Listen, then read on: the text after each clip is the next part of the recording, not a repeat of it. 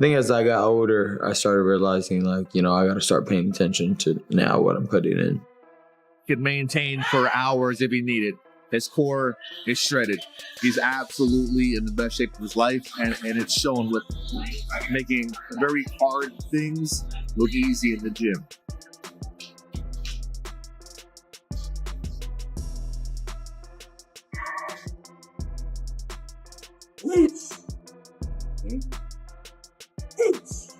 Nice try.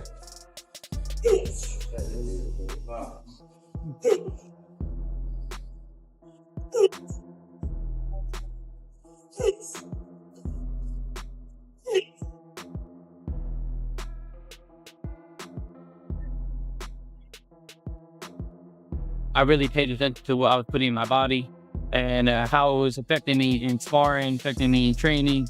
So it's really been a journey this camp, and I really dialed in on that. And that's really taken me to the next level. Ryan Garcia is sharpening his trademark left hook with explosive pad work and lightning speed, looking razor sharp ahead of his February 21st clash with Mario Barrios. Lost weight, but gained some strength. Reaching a level that surpasses any level that we've reached in previous camps. To continually improve and get better every day.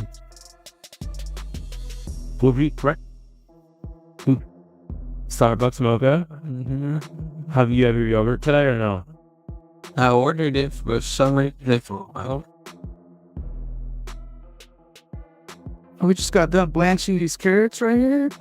Ground rice blend ready to rock. Butternut squash. We're gonna make this into puree. Chef Carlos. And how long have you been working with Ryan? Last year for the Fortuna fight is when we started working with each other. Ryan Garcia's camp is focused on perfecting his explosive left hook, sharp and fast, preparing to unleash devastating power against Mario Barrios in battle.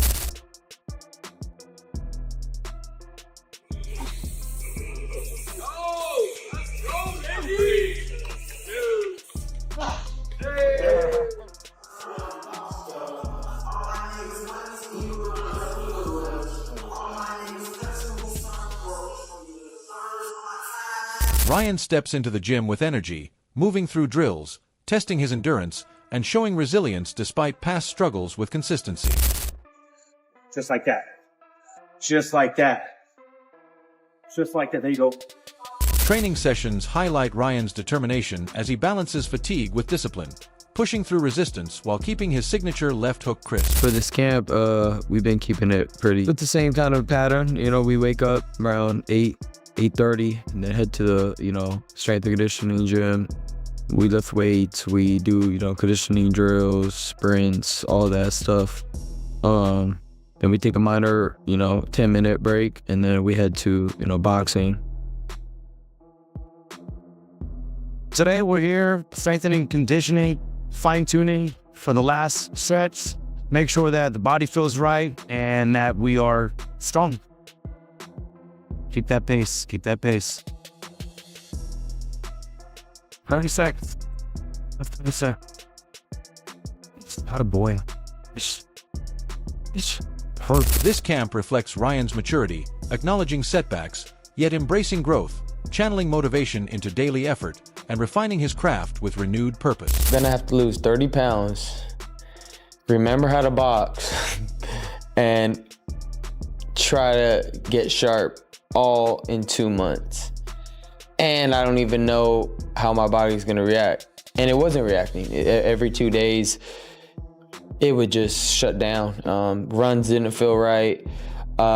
Nothing felt correct as it should. And I'm not blaming anybody. You come to find out, you know, whatever was happening in the Haney fight, it will never be replicated again. You can't do that. I still don't know to this That was day crazy, yeah. how I was able to drink and do whatever I wanted and somehow still win. I just wanted to make a mockery of Devin Haney. Ryan Garcia admitted his camp was difficult, struggling to train beyond 2 days with his body resisting workouts and constant health checks disrupting progress. Because in the training camp, I couldn't train hard or good for more than 2 days straight. My body would be like rejecting a run, rejecting anything I was doing. It was like, damn, like, what's wrong with me? I kept checking my blood. I kept checking everything. Like, well, something's going on. Like, I didn't realize that, you know, all the stupid you did throughout the year, it's hard to get out of your system in 2 months, and you're 30 pounds up, and your body ain't gonna be moving like a system. So it was just a big disconnect, but I didn't realize it at the time. It was just like, oh, I gotta do this, and I tried to make way what I had. You know, he caught me with a shot. Oh my God! A double hook, short hook, caught Ryan right on the chin, dropped him. It was more of a push on the second shot. He timed me one shot, and they kind of pushed me, knocked me over because I was squared up. But I wasn't hurt. Antonio Tarver didn't hold back when asked about Ryan Garcia's upcoming clash with Mario Barrios. The former champion stressed that this fight is a defining moment for Garcia's career. Tarver argued that if Ryan cannot overcome Barrios, then his chances of ever becoming a legitimate world champion at 147 pounds are slim. He emphasized that Garcia's talent and speed mean little without proving himself against tough opposition. For Tarver, beating Barrios is not just about winning a fight, but about validating Garcia's place among elite fighters. Failure here could permanently derail Ryan's championship aspirations. Guys that hold the championships, you can look, I believe he has a chance to win this, bro, and become a world champion for the first time in his career. I think it's the perfect opponent when you look at all the other champions. If he can't win this fight, I think it'd be hard pressed for him to win a title. You know, if he's ever gonna win a title in boxing, it's a perfect setup for him, because I just believe when you look at the power of Barrios, it's not really devastating.